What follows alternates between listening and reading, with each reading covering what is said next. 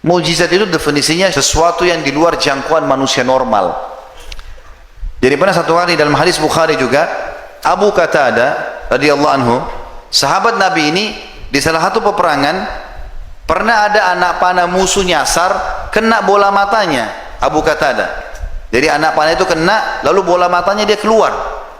Tinggal sedikit saja ada kulit yang menahannya. Anak panah itu masih tertahan. Jadi matanya rusak total ini. Beberapa sahabat Nabi lewat, lihat, hai Abu Qatadah, matamu sudah rusak, kami putusin aja.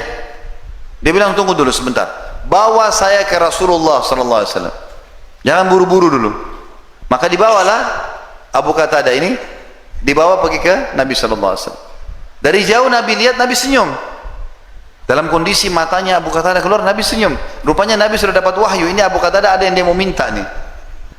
Lalu Nabi SAW langsung bilang, sebelum Abu Qatadah bicara, wahai Abu Qatadah, kalau kau mau sabar tanpa mata ini, matamu kan korban di medan perang, dijamin bagimu masuk surga. Kalau kau mau juga, saya bisa doakan kamu, minta kepada Allah agar matamu disembuhkan, bisa, tapi nggak ada jaminan surga. Pilih salah satunya. Abu Qatadah berpikir, saya mata tidak ada satu masuk surga, tapi kalau saya didoakan oleh Nabi kembali mata, tidak ada jaminan surga. Sementara dia rencana mau nikah setelah perang. Kalau dia tidak ada mata, dia kelihatan jelek menurut dia. Maka dia bilang kalimat yang cerdas nih. Dia bilang, ya Rasulullah, doakan saya agar mata saya sembuh dan saya juga minta surga. Dua-duanya. Lalu Nabi SAW tersenyum, dicabutlah anak panah itu. Lalu Nabi SAW memasukkan kembali dengan telapak tangan beliau yang suci ke dalam bola mata. Kata ada, dan juga sahabat-sahabat yang menyaksikan waktu itu, Qatadah sendiri merasakan.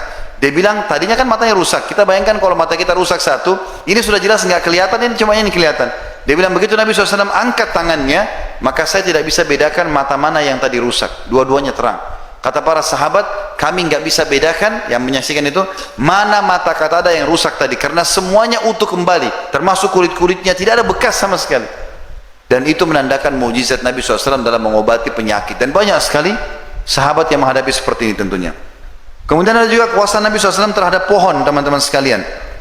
Dan ini disebutkan dalam hadis Bukhari Muslim, bahwasanya Nabi SAW seringkali kalau khutbah di zaman dulu, di mihrab beliau seperti ini, di depan sekali itu tempat beliau selalu sholat dijadikan sebagai sutrahnya, itu batang pohon kurma sudah ditebang atasnya, ditebang akarnya, lalu ditancapin.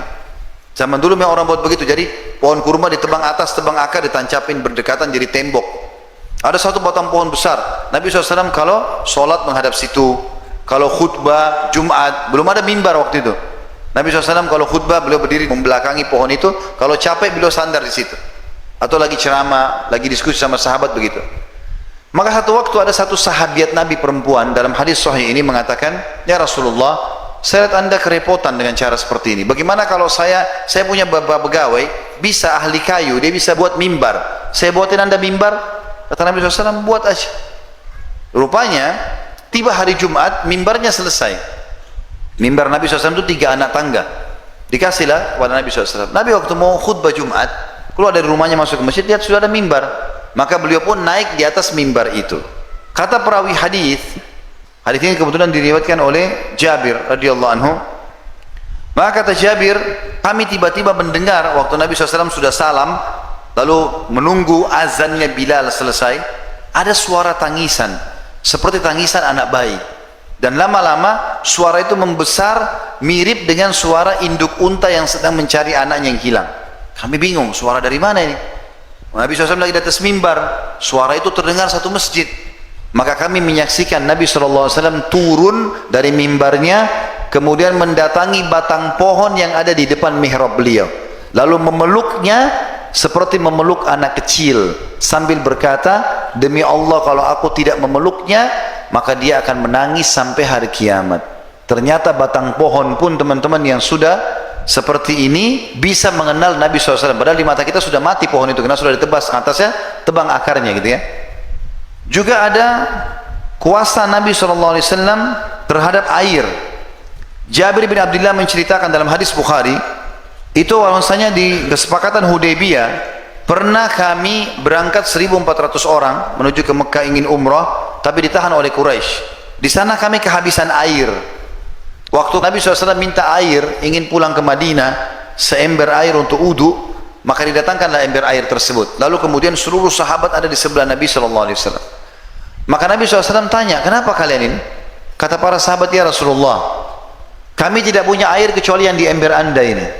Tinggal ini saja yang di ember anda ini. Kalau anda selesai wudu, kami akan berebut nih, karena nggak ada air lagi. Maka kata Jabir, aku pun melihat atau kami menyaksikan Nabi SAW memasukkan telapak tangannya yang mulia dalam ember tersebut, lalu mengalir air dari jari-jari beliau. Sampai seorang penyair Muslim mengatakan, kalau Nuh bisa dengan doanya meminta hujan turun dari langit dan keluar air dari bumi, maka engkau hai Rasulullah bisa mengeluarkan air dari telapak tanganmu. Dan akhirnya kata Jabir, kami pun semuanya mengisi kendi-kendi air kami semuanya berwudu.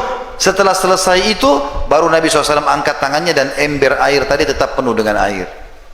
Pernah juga seorang Ansar menggali sumur di Madinah. Begitu dia gali, lama sekali dia gali sumur tersebut. Setiap gali airnya asin. Dia pindah lagi ke lokasi lain, gali lagi airnya asin. Sampai 3-4 kali gali sumur, airnya asin semua. Terfikirlah di benak dia, datang kepada Nabi SAW mengatakan, ya Rasulullah, bisa lihat enggak? Saya setiap gali sumur selalu asin airnya. Maka Nabi SAW datang. Begitu Nabi SAW datang, Nabi berdoa, lalu Nabi meludah di sumur itu. Tiba-tiba airnya asin berubah jadi tawar. Tapi ingat, ini ludahnya siapa? Nabi SAW. Kita sedang bicara mukjizat Nabi, jangan ngarang-ngarang. Karena sahabat pun tidak pernah ada yang lakukan seperti itu setelahnya. Nggak ada riwayat Abu Bakar pernah meludah di sumur lalu asin jadi tawar, atau Umar, atau Ali, atau Utsman radhiyallahu anhu, tidak pernah. Maka hati-hati, jangan sampai kesalahan di sini terjadi. Maka Nabi SAW akhirnya, karena berita ini Nabi SAW lakukan, maka tersebar. Waktu itu di akhir hidup Nabi, sebelum Nabi SAW meninggal, ada satu orang namanya Musailamah Al-Kadzab. Orang ini mengaku Nabi juga, tapi Nabi palsu. Pengikutnya banyak yang mengakui dia dari sukunya. Maka pengikutnya datang mengatakan, wahai Nabi kami Musailamah, Nabi yang di Madinah itu, di Hijaz, ada sumur air asin, dia ludahi jadi tawar. Ada juga sumur kami, airnya sudah bagus tawar, coba kau ludahin juga, siapa tahu jadi lebih enak. Maka Musailamah ke sana, lalu mulutnya komat kami, dia meludah. Tiba-tiba air sumur itu berubah jadi air yang lebih busuk dari kencingnya kedelai. Allah hinakan. Juga mirip kisah ini, tapi ini tambahan saja. Setiap kali masyarakat Madinah atau kaum muslimin lahir anaknya, selalu dibawa kepada Nabi SAW. Nanti Nabi berikan nama, Nabi tahnik, Nabi kunyah kurma, lalu lengketin di langit-langit gusinya. Karena itu sunnah Nabi SAW mentahnik bayi. Kemudian Nabi SAW juga sering kali mengelus rambut. Dan umumnya anak-anak bayi kalau datang dielus kepalanya sama Nabi jadi subur rambutnya.